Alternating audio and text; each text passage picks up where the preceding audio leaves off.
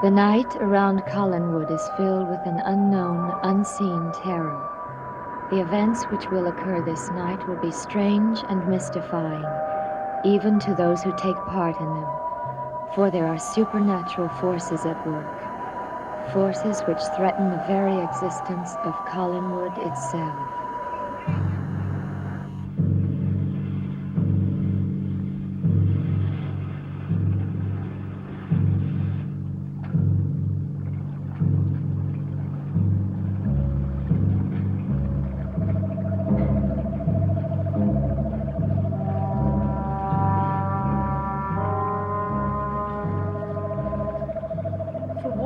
Shall nourish each grain of sand wedged between the sacred ancient stones, and guide us to the threshold of a time to be, and restore our flesh and bones. Flesh and bones. Flesh and bones. Flesh and bones. Flesh and bones. Flesh and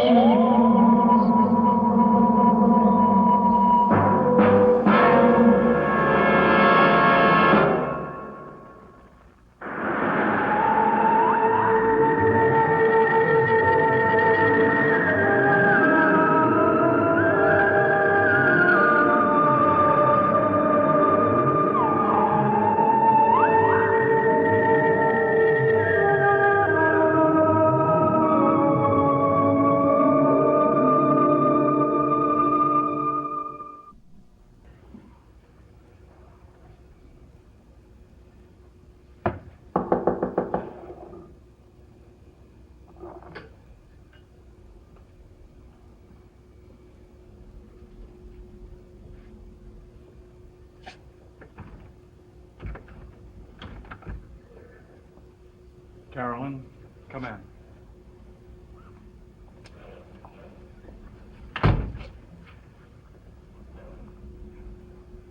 Did you talk to Sabrina? Yes, I had a long talk with her. She fully recovered from her loss of speech? No, not completely, and not everything she says makes sense. Chris, I'd like to know about you and Sabrina. What about us? Well, did you mean something to each other at one time? Didn't she tell you? I'm asking you. Yes, we meant something to each other at one time. What? It doesn't matter now. She doesn't mean anything to me anymore. You still mean something to her. What are you talking about? She's trying to protect you from something. Why don't you just tell me what she said? First, I would like to know why you tried to keep me from seeing her. She's a sick girl. Yes, that was obvious, but how did she get that way? Carolyn, what did she say? Something I found very difficult to believe. What was it? Does it really matter? I only want to know why she is the way she is. What happened to her? Are you afraid to tell me what she said? No. Then tell me. No, I'm not afraid. She sent for me to warn me that you would try to kill me.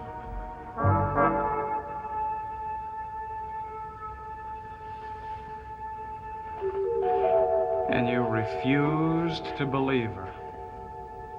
I could see no reason why I should. I know you well enough to know you couldn't kill anyone. What if I had no choice in the matter? What if I were out of control? Chris, what are you saying? Sabrina was right. You should have listened to her and you should have believed her. The worst thing you could have done was to come back here and see me. Chris. You've been wondering about me for a long time. I couldn't tell you anything myself. Now that Sabrina has, why don't you believe her? It's the truth. I'm a monster. I have no choice but to kill. I have no control Chris, over myself. Stop it. You can't hate yourself that much. Oh, You just can't. What do I have to do to make you understand?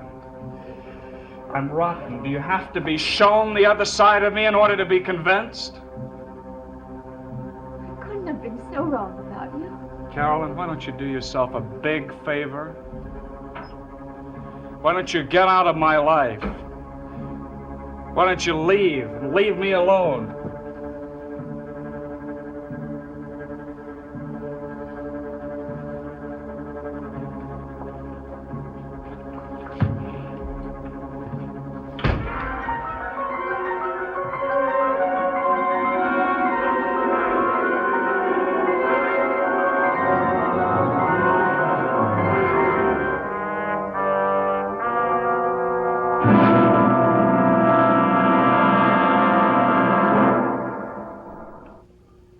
Barnabas, are you home?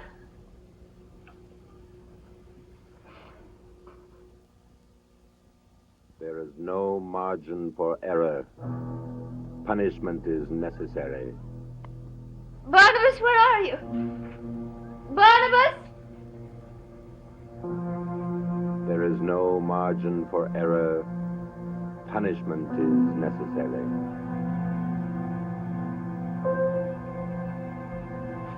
Good evening, Carolyn. Barnabas, I don't understand. Understand what?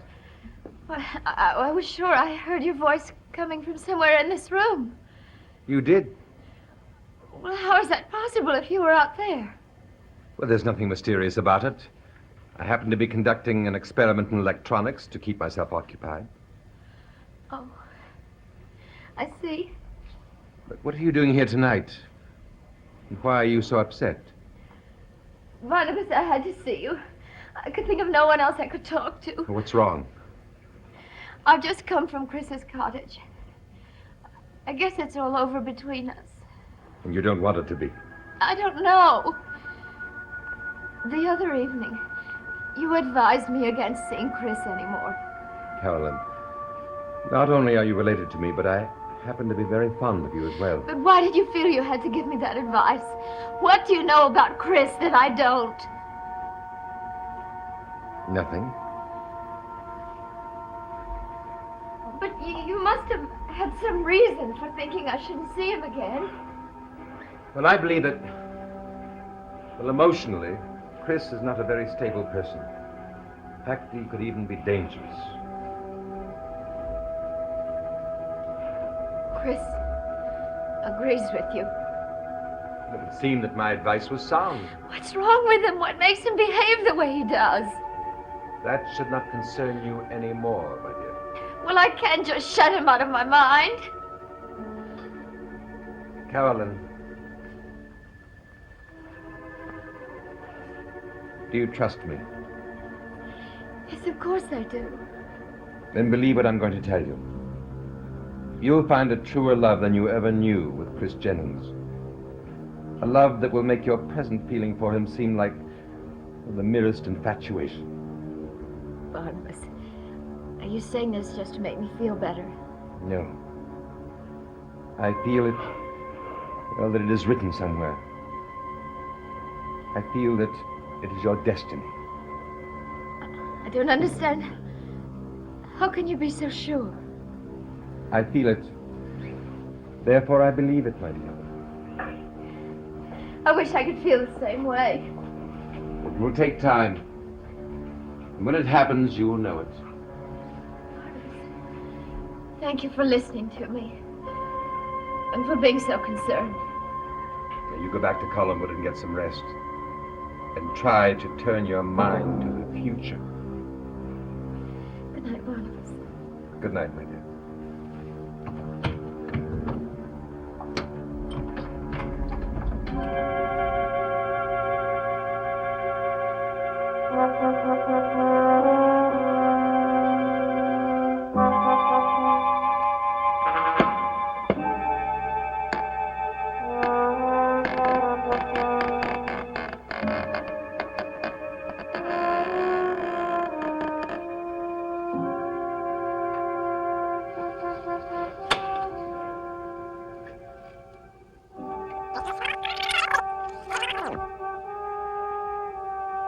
There is no margin for error.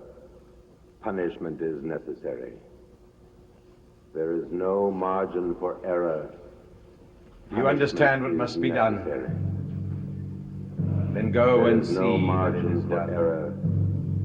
Punishment is necessary. There is no margin for error. Punishment is necessary. There is no margin for error. Punishment is necessary. There is no margin for error. Punishment is necessary.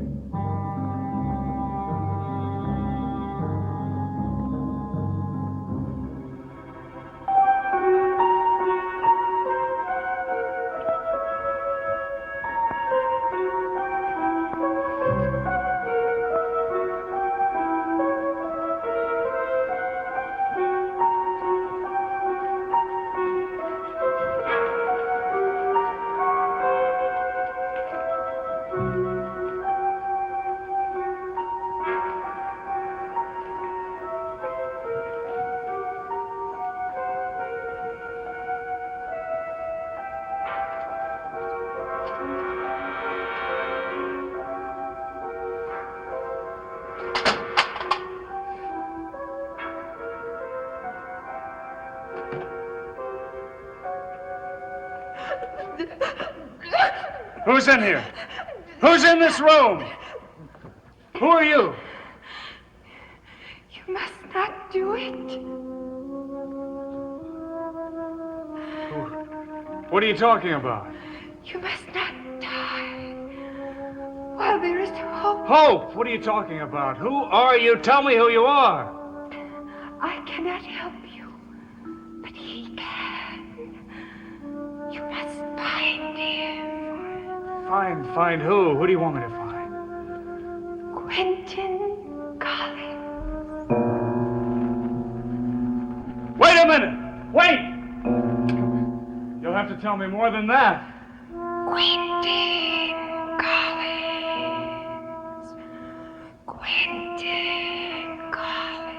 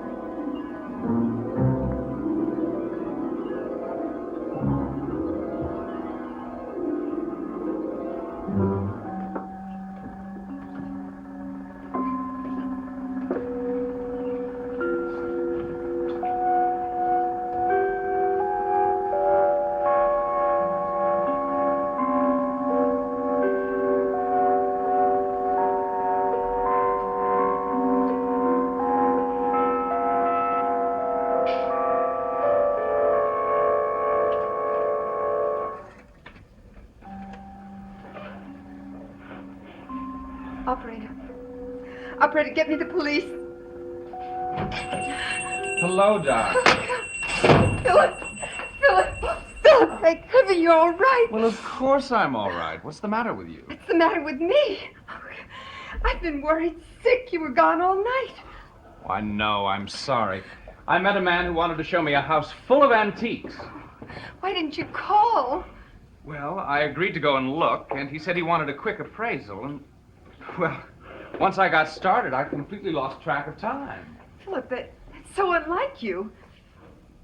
Megan, you don't think I'm lying to you? Oh, no, of course not. It's just that I don't understand, and God, I've been so terrified. Terrified of what?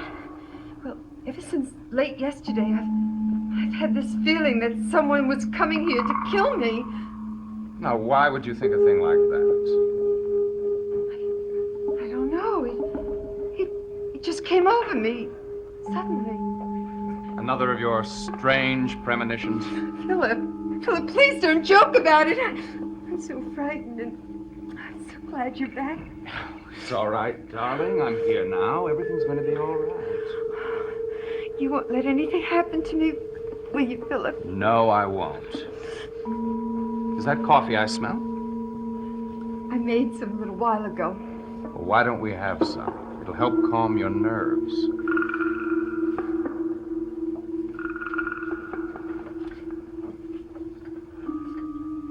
How is the baby, Megan? Oh, he's no better. He's still running a high fever. I don't know what we're going to do. It's a shame about the book. You should have been more careful. I should have. Well, it's your fault that it was stolen. Philip, we were both responsible. Yes, but you were the last one to have it. Now, I'm not angry with you, Megan. I'm just stating a fact. Philip, don't you think I feel badly enough already? I have just been through the most terrifying day of my life. Darling, I didn't mean to upset you. I can't help but be upset. Now, why don't you finish your coffee and try to relax? I'll be right back. Where are you going? I'm out of cigarettes. I'm going to go get some. No, Philip, please don't leave me. Now, I'm only going down the street to the drugstore. I'll be back in just a few minutes. No, Philip, please. Philip, please don't leave me, I beg you. Now, look, you've got to get a hold of yourself. Now, believe me, there's no menacing stranger lurking around here in the dark who's going to come in and attack you. How do you know that? Because I know it. Now, I'll only be gone a few minutes.